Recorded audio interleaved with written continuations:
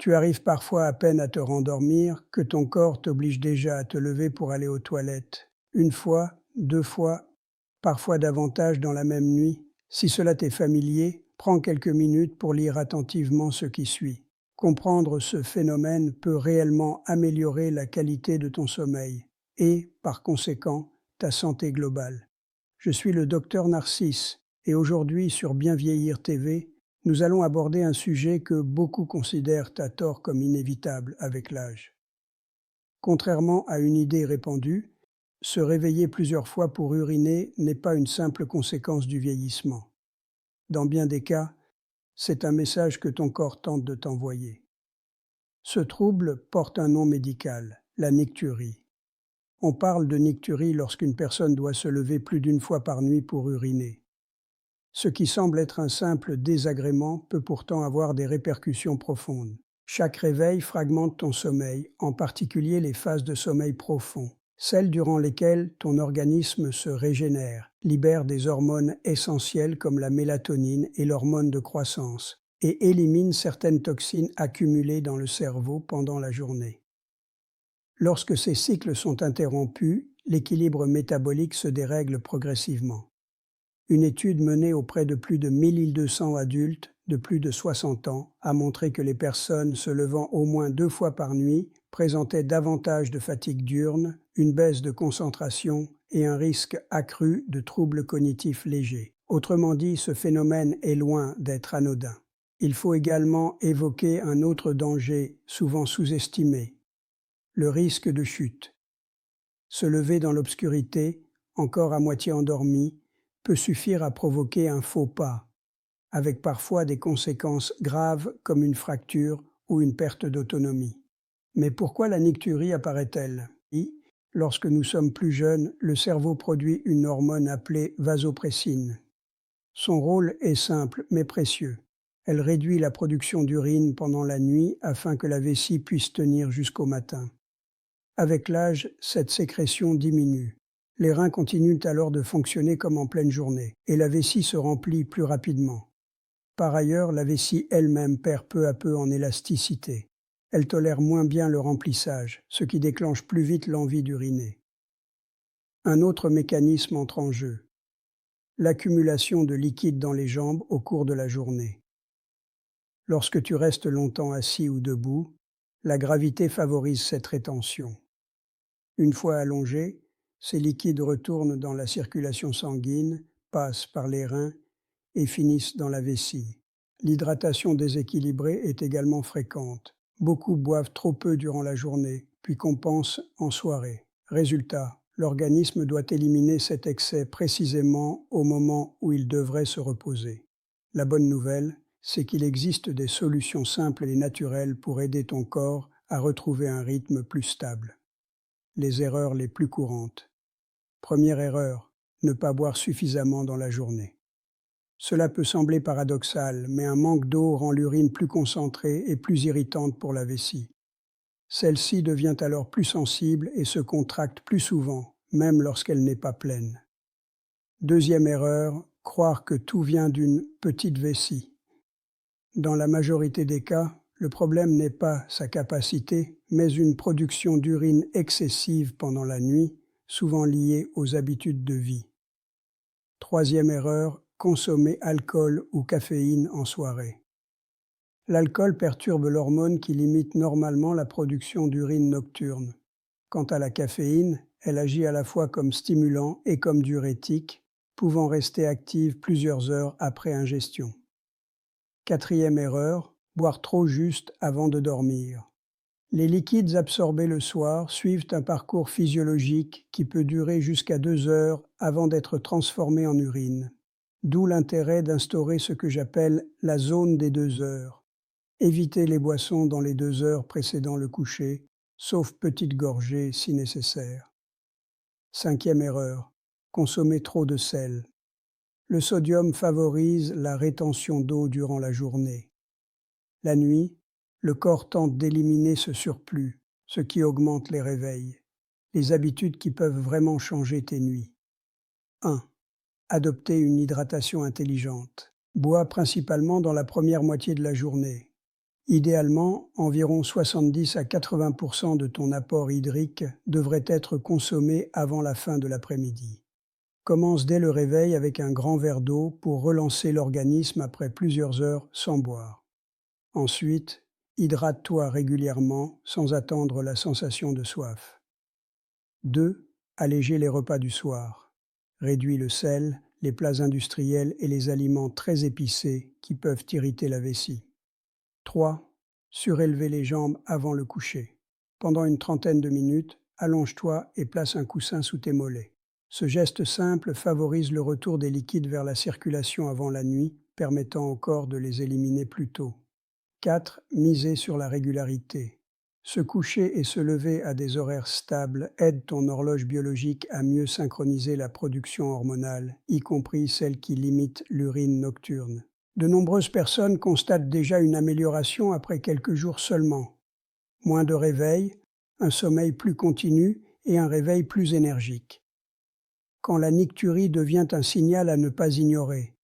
Parfois, se lever fréquemment la nuit peut révéler un déséquilibre plus profond. Un taux de sucre élevé, par exemple, pousse les reins à produire davantage d'urine. C'est parfois l'un des premiers signes d'un diabète. Une fonction cardiaque affaiblie peut également entraîner une accumulation de liquide dans la journée, ensuite éliminée la nuit. Chez certains, la cause peut être hormonale, liée à la prostate, à la ménopause ou encore à la prise de certains médicaments. Si tu te lèves plus de 2 fois par nuit pendant plusieurs semaines malgré de bonnes habitudes, il est essentiel d'en parler à un professionnel de santé. Ce symptôme mérite toujours d'être compris. Rappelle-toi ceci, ton corps communique en permanence avec toi. La nicturie n'est pas forcément une fatalité. Souvent, c'est un appel à réajuster certaines habitudes. Et la meilleure nouvelle dans tout cela? Tu as déjà un grand pouvoir d'action pour protéger ton sommeil et préserver ton énergie pour les années à venir. Lorsque vous ajustez intelligemment votre hydratation, que vous limitez les boissons en soirée et que vous respectez une période d'au moins 2 heures sans boire avant le coucher, vous envoyez un signal très clair à votre organisme. Il est temps de ralentir, de se reposer et de récupérer pleinement. Surélever légèrement vos jambes quelques minutes avant d'aller dormir peut également faire une grande différence. Ce simple geste aide votre corps à mieux redistribuer les liquides accumulés durant la journée, réduisant ainsi le travail des reins pendant la nuit. Car il faut le rappeler, un sommeil profond, continu et réparateur n'est pas un luxe réservé à quelques privilégiés. C'est une véritable thérapie naturelle.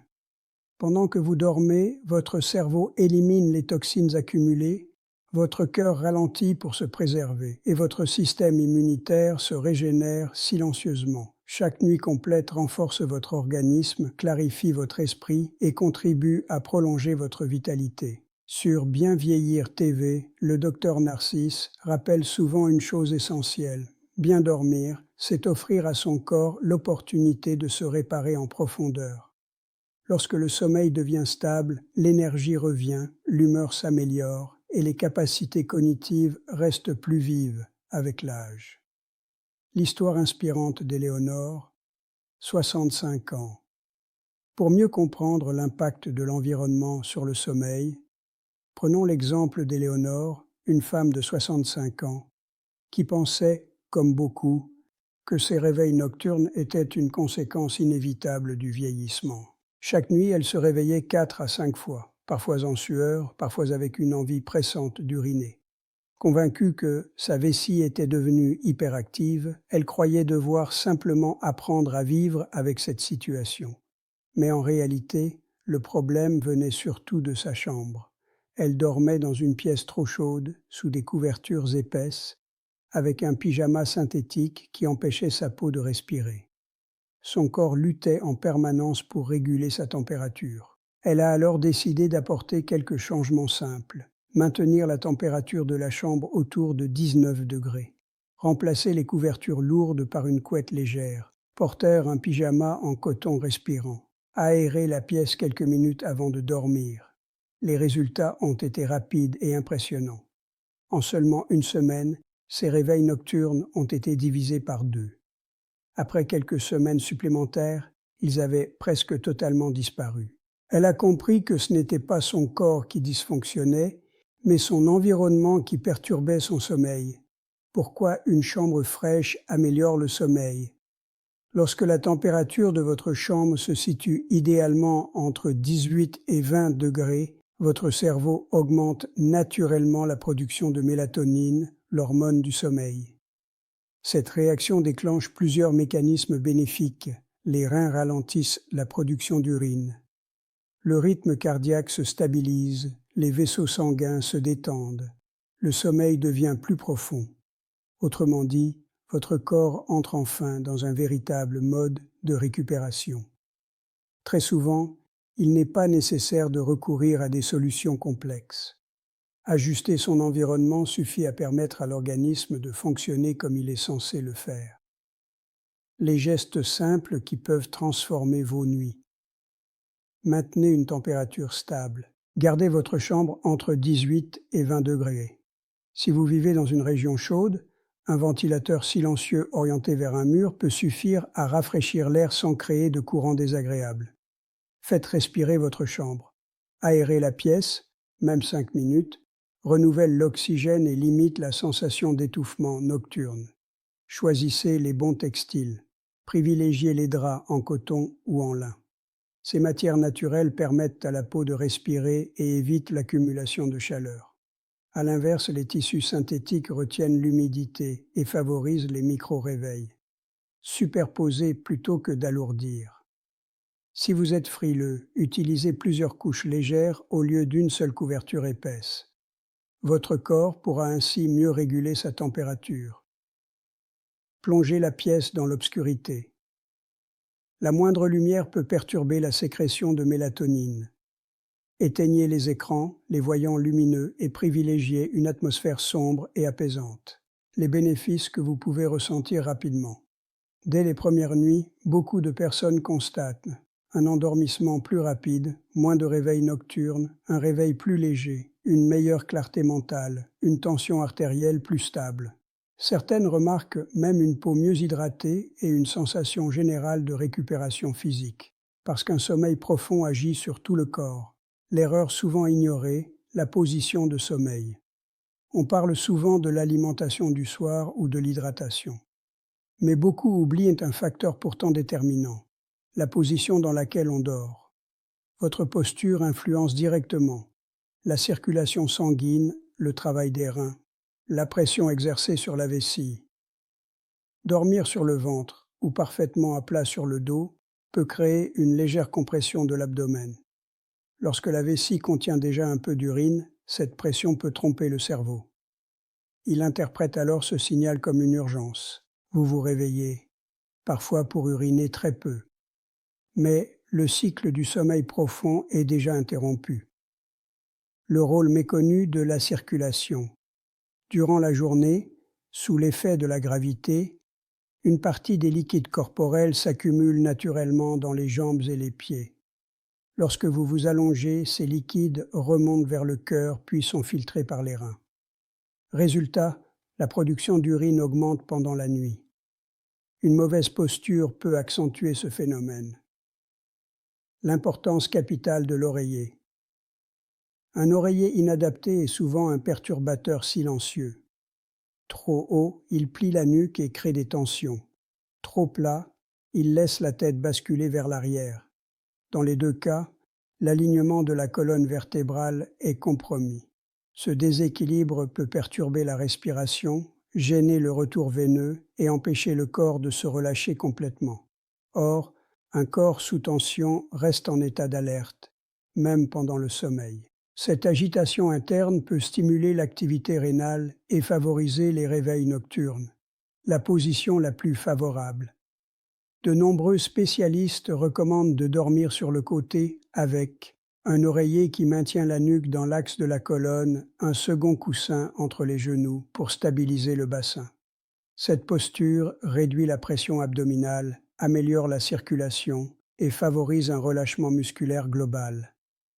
Votre organisme peut alors se consacrer pleinement à sa mission nocturne, réparer, régénérer et reposer chaque cellule.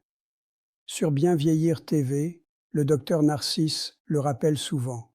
Bien vieillir ne consiste pas seulement à ajouter des années à la vie, mais surtout à ajouter de la vie aux années. Et parfois ce sont les ajustements les plus simples qui produisent les transformations les plus profondes.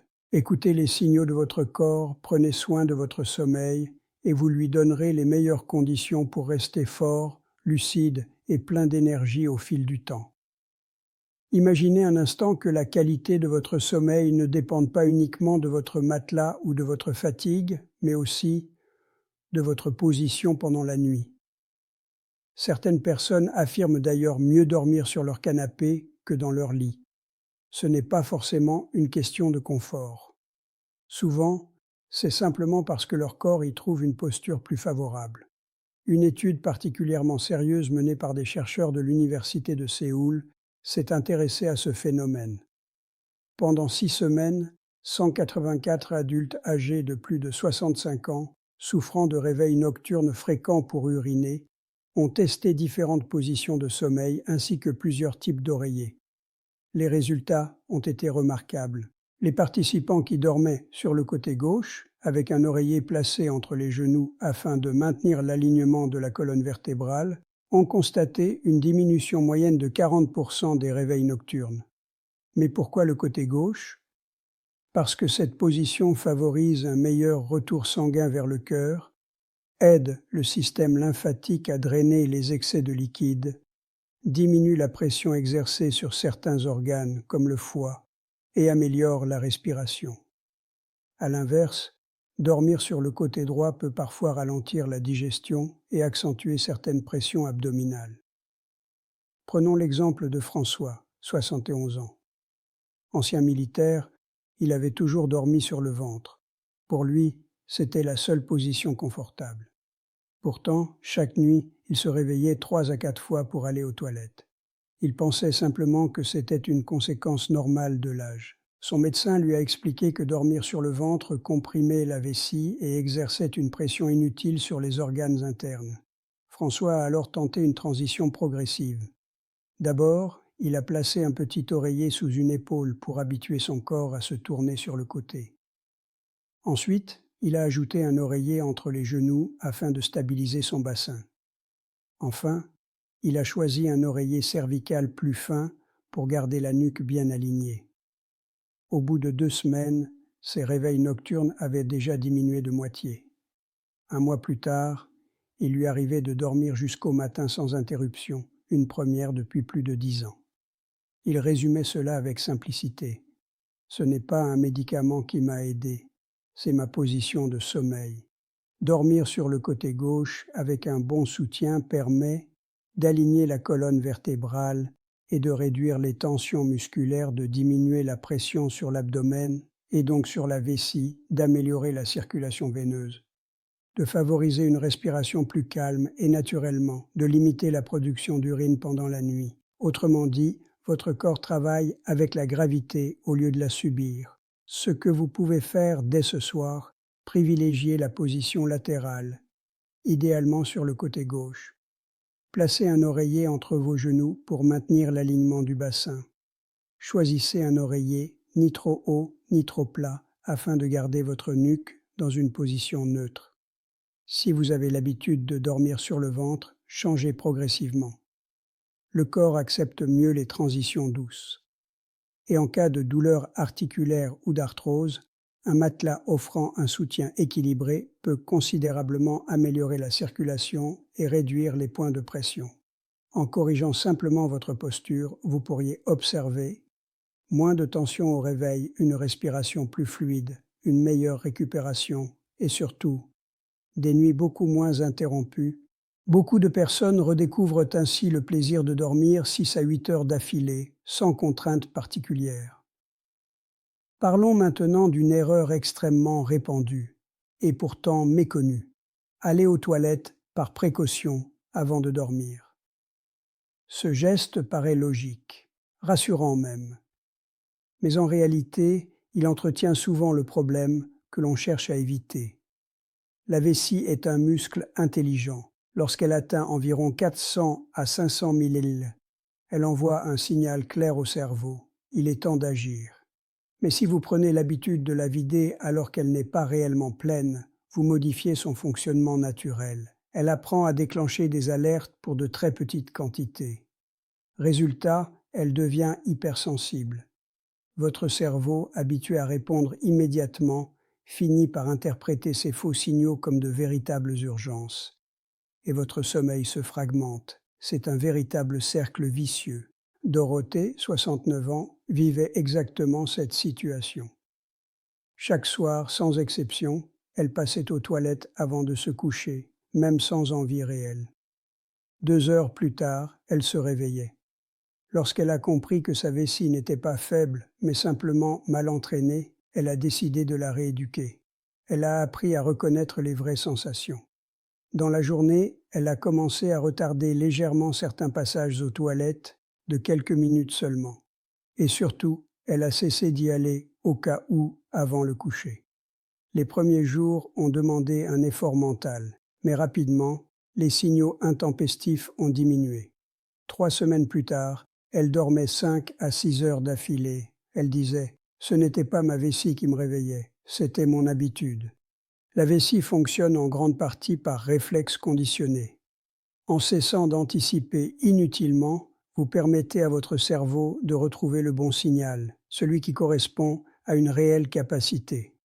Cette rééducation peut renforcer le muscle vésical, réduire les faux signaux, améliorer la profondeur du sommeil et parfois diminuer les réveils nocturnes de manière très significative. Comment procéder simplement? N'allez aux toilettes que lorsque l'envie est claire et progressive. Si l'anxiété vous pousse à y aller, détournez votre attention quelques minutes. Lecture, respiration lente, musique douce. En journée, entraînez votre vessie à tolérer un peu plus de volume. Et si la peur d'un accident vous inquiète, gardez une solution de secours, mais sans en faire une habitude. Après quelques semaines, la plupart des personnes constatent une amélioration nette. Votre sommeil devient plus stable, votre anxiété diminue, et vous retrouvez une sensation de contrôle naturel. Retenons l'essentiel. De nombreuses personnes pensent que se lever la nuit est une fatalité liée à l'âge. Pourtant, quelques ajustements peuvent transformer vos nuits. Évitez les liquides tardifs, limitez les aliments diurétiques le soir, n'anticipez plus systématiquement les passages aux toilettes, adoptez une posture de sommeil alignée et maintenez une chambre fraîche et bien aérée. Ces changements simples ne font pas qu'améliorer votre sommeil. Ils soutiennent votre immunité, protègent votre cœur et participent à votre vitalité globale. Car le sommeil est le pilier silencieux de la longévité. Votre corps possède une capacité extraordinaire de réparation. Parfois, il suffit simplement de lui offrir les bonnes conditions. Alors pourquoi ne pas commencer dès ce soir? Testez un seul de ces conseils, puis un second. Observez les changements. N'oubliez jamais, il n'est jamais trop tard pour mieux dormir et pour mieux vivre.